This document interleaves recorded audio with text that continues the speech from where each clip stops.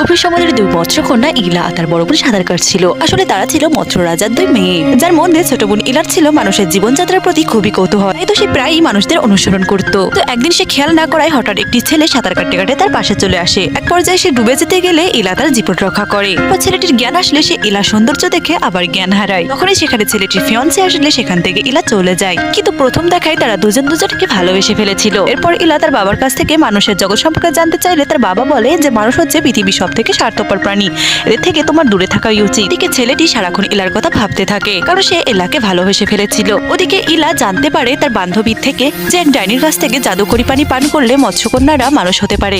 ইলা কাউকে না জানিয়ে সে ডাইনির কাছে যায় আর সেই জাদুকরি পানি তার কাছ থেকে নিয়ে পান করে।